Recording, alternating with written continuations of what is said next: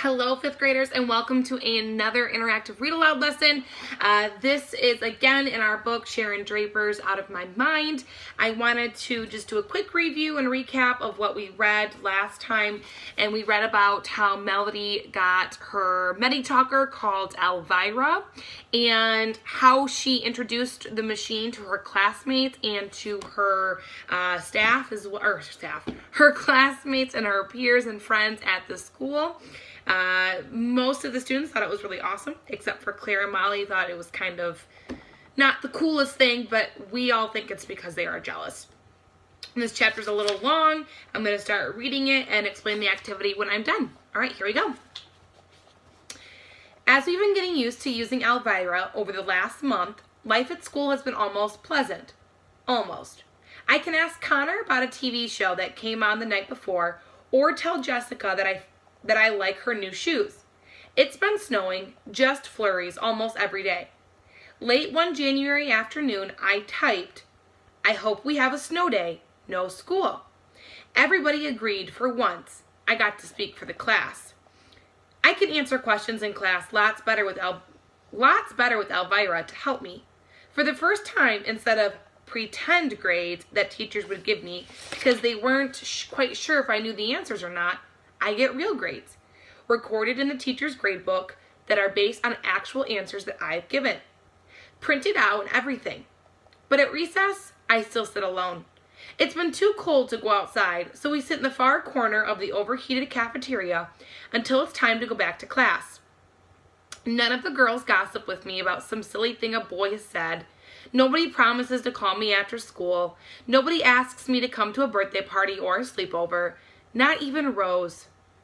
Sure, she'll stop and chat for a minute or two, but as soon as Janice or Paula calls her to come and look at a picture on a cell phone, Rose will say, "I'll be right back," then skip away as if she's glad she has a reason to cut out on me.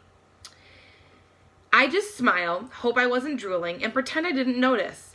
After a few minutes of faking it, I push the button for the sentence, "Go back to H5," and Catherine and I roll back down the hall. One afternoon, near the end of January, Mr. Dimming announced in a voice that sounded like he'd been chewing on dry toast, "Instead of regular class today, I think we'll have a practice round of the Whiz Kids quiz team." Everybody cheered, because otherwise, we would have had a lesson on the Sahara Desert.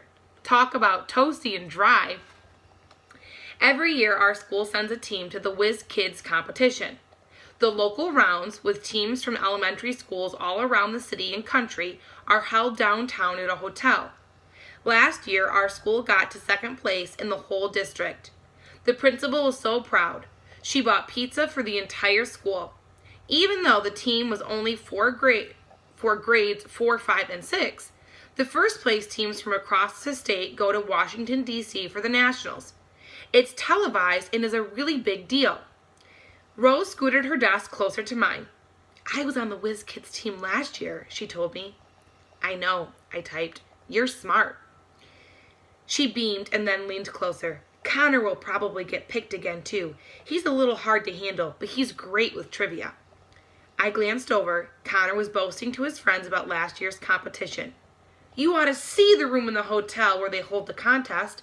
Gold chandeliers, rich-looking stuff everywhere.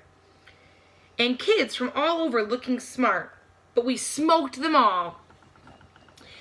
"All but one team, dude," Rodney shouted out, good-naturedly. "They tore you up," and the class hooted. "Yeah, but this year we're going to win, right, Mr. D?"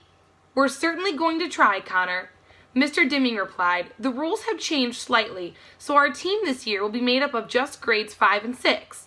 That gives us strength because some of you competed last year. Now, let's just see how good we are.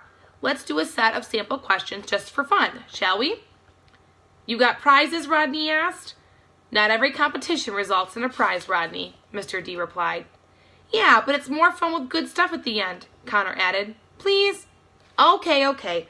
One slightly squished Butterfinger candy bar from my lunch bag," the teacher said, holding it up. Everyone laughed once more. "Chocolate gives you zits," Rose teased Connor. "I don't want candy, I want to win." She moved her desk back to her own row. Catherine sat on the other side of me. "Do you want to play the practice round with them?" she asked. Yes, yes, yes, I typed. Answers A, B, C, D, easy? She grinned. Okay, easy. Let's see what happens. Mr. Deming cleared his throat and smiled. Whiz Kids time is my favorite event of the year, he admitted. Let's see if we can go all the way this year. The class cheered. I will read the questions first, then the choices for the answers. You will write down the correct answer. Does everyone understand? Connor raised his hand, then called out even before Mr. Deming noticed him. Don't give us easy ones, Mr. D. I've got brains of steel. And a mouth to match, I heard Rose whisper. Number 1, the teacher began. What planet is closest to the sun? A, Venus, B, Earth, C, Mercury, D, Mars, E, Jupiter. Baby questions, Connor protested. Please, Connor, silence, Mr. D said sternly. Connor finally shut up. I pushed the letter C on my machine and waited for the next question. Number 2, Mr. Deming continued. How many sides are on a heptagon? A, 4, B, 6, C, 7, D, 8, E, 9. I typed in the letter C again. Would the same letter come up twice in a row? Why not? I knew I was right. Question number 3. Mr. D said, how long is one regular term for a U.S. representative?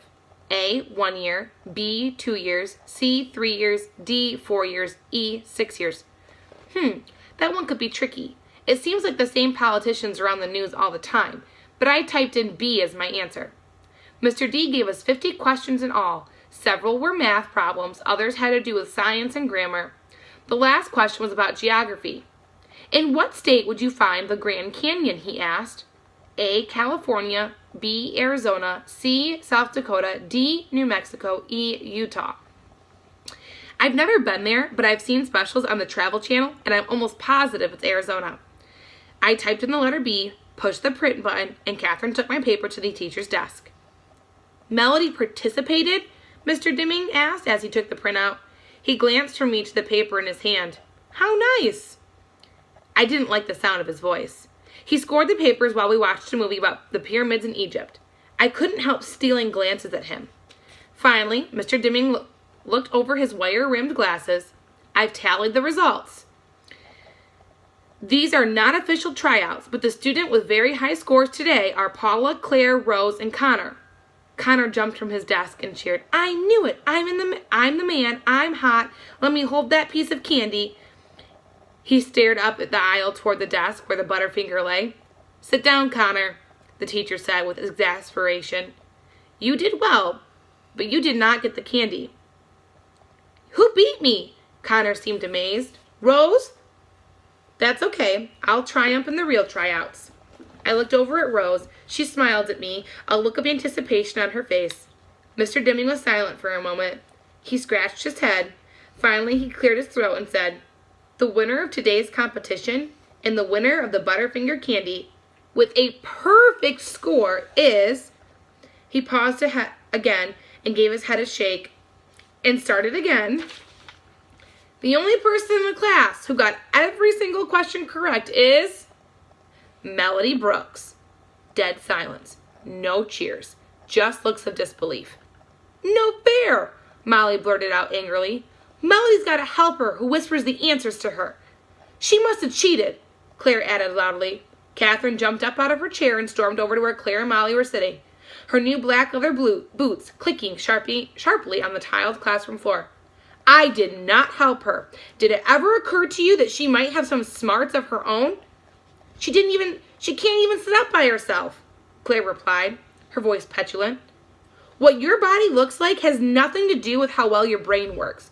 You ought to know that by looking in the mirror. Ooh, she got you, Connor said. That got a couple of laughs, but most of the kids were looking around uneasily. No one looked at me. Claire said nothing in reply, and I guess Molly decided to shut up as well. Catherine returned to where I sat, but the whole thing made me want to crawl under a table and disappear. Mr. Deming raised his hand for the class to be silent. Melody, please come up and get your candy bar, he said. I'm very proud of you and your efforts today, and your classmates are as well. Let's all give Melody a round of applause. Everybody except maybe Molly and Claire clapped as I rolled slowly to the front of the room. The sound of my chair's motor whirred softly. They couldn't hear the sound of my thumping heart. I figured the teacher offered me the candy to shut up Claire and Molly, and to make me feel good that I accidentally got all the questions right. But it was no accident. I knew them all, every single one. Mr. Dimming placed the candy bar on my tray. Good. At least I wouldn't have to worry about dropping it in front of everybody. I rolled back to my place with my head down. I am so proud of you, and you should be too, Catherine whispered, holding her hand up for me to slap. But I didn't move. Not, I typed. Why not? You beat them all. It took me a very long time, but I typed. They think my brain is messed up like the rest of me. I felt like crying. Then we'll just have to study and show them they're wrong, Catherine said, a hint of defiance edging her voice. Why? I asked.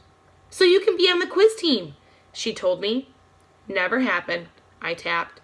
Just as Catherine was about to reply, Mr. Dimming announced that the official tryouts for the quiz team would be held in 1 week. Many of you scored quite well on this practice round, he said. But remember, you will have to compete against the 6th grade students as well for the real competition. Go home and study. Only the best will be chosen. Like me, Connor yelled. If you qualify, Mr. Dimming told him, I'm taking a winning team to Washington, D.C. this year, class. Are you with me? Yeah, they all yelled. I was amazed they'd get excited about studying for something. Anything. But he railed them like a football coach. Are you willing to study so we can be on television? Oh, yeah. You gonna buy a new suit if we win? Connor blurted out. Mr. Dimming actually laughed. That's a promise. A new suit? Maybe blue with a red satin vest? The whole class broke out in laughter and applause.